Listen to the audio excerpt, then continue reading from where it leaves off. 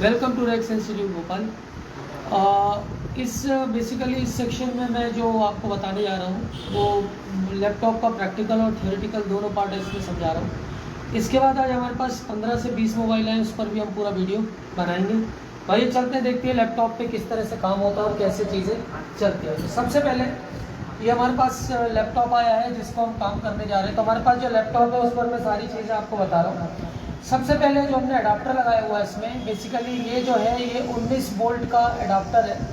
तो 19 वोल्ट के अडाप्टर के बाद यहाँ पर सबसे पहले दो मॉसफेट लगे हुए हैं। दो मॉसफेट में से जो ये वोल्टेज है, एक चार्जिंग आईसी पर इसका एक गेट कनेक्टेड है सेकेंडरी का।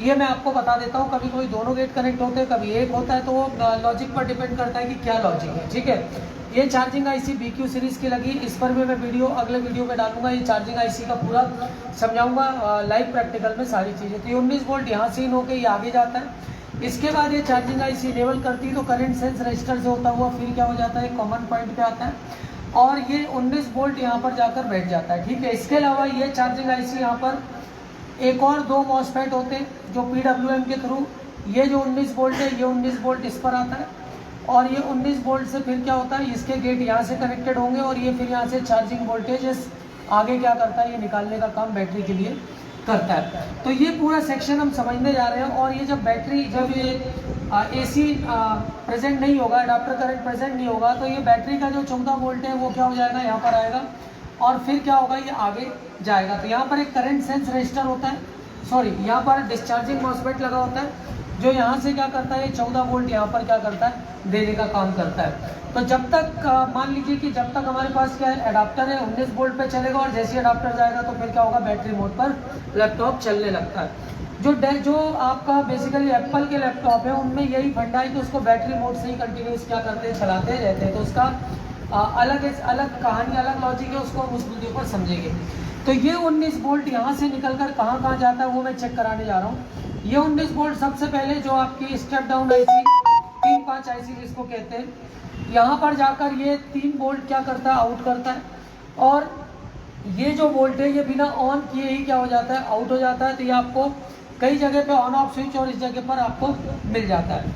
और ये 19 वोल्ट जो है, ये 19 वोल्ट बेसिकली क्या होगा, जैसे CPU लगा है तो CPU का ड्रेन मॉसफेट, रैम का ड्रेन मॉसफेट और जहाँ भी रेगुलेटर्स लगी है वहाँ पर जाकर ये 19 वोल्ट क्या हो जाता है, बैठ जाता है। तो ये जो डिस्चार्जिंग, ये जो आपकी चार्जिंग आईसी है ये 19 वोल्ट पूरे लैपटॉप में पंप करने का काम करती है। तो चार्जिंग आईसी इटसेल्फ में एक आईसी नहीं है तो चार्ज करती है, इसके अलावा ये भी सेंस करती है करंट सेंस रजिस्टर से आगे कि आगे कहीं शॉर्टिंग तो नहीं है। इसके अलावा ये जो चार्जिंग आईसी है सब 19 वोल्ट पंप करने का काम करती है, चार्जिंग काम करने का काम करती है, चार्जिंग का काम करती है। इसके अलावा इसमें बहुत सारा लॉजिक काम करता है। इस आईसी पर पूरा डिटेल डाल चुका हूँ इसको प्रैक्टिकली। इसमें AC detect, AC okay, SMS RC और ये चार्जिंग जो डिस्चार्जिंग मॉसफेट के बाद ये जो आपका करंट सेंस रजिस्टर लगा इसका जो कनेक्शन है वो कैसे जाता है। इसके अलावा जो बैटरी पे जो आउट हो रहा है उसके जो करंट सेंस रजिस्टर होता है उसके साथ इसकी कनेक्टिविटी कैसे होती है। इसके अलावा ये आईसी कहाँ से क्या रिसीव करती है, सेंड करती है, इस पर पूरा वीडियो में बनाऊंगा। आज चूँकि प्रैक्टिकल समझाना है तो सिर्फ बोर्ड पे ये नॉर्मल मैंने इंट्रोडक्शन दिया है। इसके बाद हम क्या करने जा रहे हैं, इसको पूरा बोर्ड पे एक चीज़ हम चेक करेंगे। तो उम्मीद करता हूँ वीडियो समझ में आ रही होगा क्लास में और ये जो लाइव चल रहा है सेशन इसमें भी समझ में आ रहा होगा। चलिए इसको हम देखते हैं प्रैक्टिकली कैसे क्या होता है। तो आइए देखते हैं।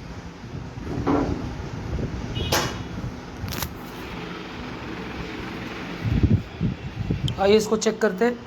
तो अब सबसे पहले हमने यहाँ पर क्या दिया हुआ है, ये हम इसने अडाप्टर लगाया है। अडाप्टर लगाने के बाद इसको ऑन करना है, पकड़ो। ऑन करने के बाद हमें सबसे पहले क्या करना है, इसके वोल्टेजेस को चेक करना है। तो वैसे खोल लेना था ना बोर्ड को पूरा। तो सबसे पहले मल्टीमीटर चेक करें, मल्टीमीटर पे प्रॉपर बीप आ रही है, इसको आप 20 पे लें। 20 पर लेने के बाद अब सबसे पहले इसको मैं ग्राउंड कर देता हूँ। ये मैंने इसको ग्राउंड ले लिया है। ग्राउंड लेने के बाद अब जितने भी मॉसफेट लगे हर जगह जाकर 19 वोल्ट और रोम के 8 नंबर पिन पर 19 वोल्ट आना चाहिए, सॉरी रोम पर 3.3 वोल्ट आना चाहिए। तो हम इसको देखते हैं, रोम के 8 नंबर पिन पे 3.3 वोल्ट आ रहा है या नहीं आ रहा है। ठीक है, तो यहाँ पर हम देख रहे हैं, इसको ऑन नहीं किया क्या,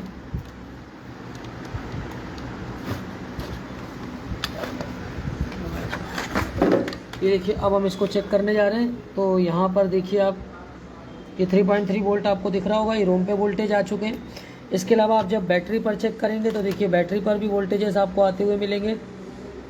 ये बैटरी पर भी वोल्टेजेस क्या होंगे, मिलेंगे। देखिए अभी ये नहीं मिल रहा, बंद हो गया, फिर से ऑन करना। एक मिनट है। अब हम इसको भी चेक कर लेते हैं। ये देखिए 3.3 वोल्ट आ रहे हैं, तो ये वोल्टेजेस आपको मिलने चाहिए। इसके अलावा जो आपकी जितनी भी जो मदरबोर्ड लगे हैं, जो CPU का ड्रेन मॉसफेट, रैम का ड्रेन मॉसफेट, सब पे आपको 19 वोल्ट क्या होने चाहिए, मिलने चाहिए। तो हम देखिए यहाँ पर अब ढूंढते हैं कि कौन कौन से मॉसफेटों पर। तो सबसे पहले आप इन कंडेंसरों पे चेक कर लें, ज़्यादा बेहतर होता है। देखिए 19 वोल्ट आ गया यहाँ पर। तो यहाँ पर थोड़ा सा बारीक पिनें होती है, थोड़ी सी गलती पे मॉसफेट में दिक्कत आ सकती है। अब इसके बाद आप रैम सेक्शन में देखिए, रैम सेक्शन में भी 19 वोल्ट क्या होना चाहिए, आना चाहिए। तो वहाँ मैं ढूंढ रहा हूँ। तो ये देखिए यहाँ पर भी 19 वोल्ट, ये देखिए मिल रहा है, ये 19 वोल्ट यहाँ भी आ गया है। इसके अलावा जितने भी ड्रेन मॉसफेट हैं, जितने भी, लगभग सभी पर क्या मिलेगा आपको, 19 वोल्ट यहाँ पर ज़रूर मिलेगा। ठीक है, तो इस तरह से 19 वोल्ट की कहानी आपको सबसे पहले समझ, देखिए मिल रहा है। तो हर जगह अब देखिए इसका मैं कंसेप्ट बता देता हूँ। हर जगह 19 वोल्ट अगर मिल रहा है तो इसका मतलब ये है कि शॉर्टिंग नहीं है, प्रॉब्लम इस लेवल पे, वोल्टेज लेवल पर अभी ठीक है, वोल्टेज लेवल पर प्रॉब्लम। अब ऑन करने के बाद जो 3.5 IC के बाद जो 3 वोल्ट आ ही चुका है, तो 3.5 IC का लॉजिक ही नहीं है वहाँ पर। ऑन करने के बाद फिर एम्पियर कितना ले रहा है, 200 मिली एम्पियर रुक रहा है, 400 मिली एम्पियर रुक रहा है, या ऑन होके बंद हो जा रहा है, क्या कहानी हो रही है। तो वो सारे स्टेप्स हम लैपटॉप की सीरीज़ में, अभी मैं बहुत जल्दी इसकी भी सीरीज़ चालू करूँगा। ऑनलाइन आप देखना चाहें तो देख सकते हैं, बाकी जैसा आप सीखना चाहें वैसे हमारे पास आएंगे तो सारी चीज़ें मैं आपको क्लियर कराऊंगा। ओपैम्प क्या है, रेगुलेटर IC ओपैम्प के अलावा और कौन कौन सी यूज़ होती हैं, वो सारी चीज़ें समझाऊंगा। तो सबसे पहले आपको 19 वोल्ट देखना आना चाहिए। इसके अलावा ये अडाप्टर को आप बाहर निकालें, बाहर निकालने के बाद आप इसको लगाएं कंटिन्यूटी पर। अगर शॉर्टिंग का केस लग रहा है आपको तो आप कुछ नहीं करना, आपको सीधा इसको रखना है ग्राउंड पे, या आप इस तरह से इसको ग्राउंड पे लगाएंगे। ये हमने ग्राउंड पे लगा लिया। अब जितने भी कॉइल्स हैं सब पर चेक करना चालू करिए। जिस भी कॉइल पर आपको शॉर्टिंग आ रही, ग्राफिक्स के छोड़ के, ग्राफिक्स में भी 0 नहीं आना चाहिए, तो जिस भी कॉइल पर आपको शॉर्टिंग मिल रही है उस कॉइल के सेक्शन को क्या कर दो आप, शॉर्टिंग सबसे आसान केस होता है बनाना। ये देखिए जिस भी कॉइल पे आपको शॉर्टिंग 0 पे जाए तो समझ लीजिए कि प्रॉब्लम वहाँ पर है। तो देखिए 0 पे नहीं जा रहा है, ग्राफिक्स सेक्शन है। अब देखिए और जितनी कॉइलें लगी उन पर मैं दिखाता हूँ आपको। ये हमने यहाँ पे लगाया, देखिए कोई शॉर्टिंग नहीं है। शॉर्टिंग चेक करने का तरीका, तो अगर लैपटॉप शॉर्ट है तो आप सबसे पहले जितनी कॉइलें लगी उनको ग्राउंड के साथ क्या कर लें, चेक कर लें। अगर शॉर्ट है तो प्रॉब्लम वहाँ पर समझ में आ जाएगी। बहुत ही 30 से 40 इसके चैप्टर्स हैं लैपटॉप के, सारी BQ सीरीज़ से लेकर जितनी भी चार्जिंग सीरीज़ की IC उस पर वीडियो, इसके अलावा 3.5 सीरीज़ की single phase dual face IC उस पर वीडियो। तो ये सारे वीडियोज़ मैं डाल दूँगा, तो आपको सारी चीज़ें क्लियर हो जाएंगी कि लैपटॉप को रिपेयर कैसे किया जाता है। तो ये था वीडियो, एक्चुअल में क्या रिपेयरिंग होती है वो। वीडियोस अच्छे लग रहे हैं तो लाइक शेयर सब्सक्राइब करें। Thanks for the watch.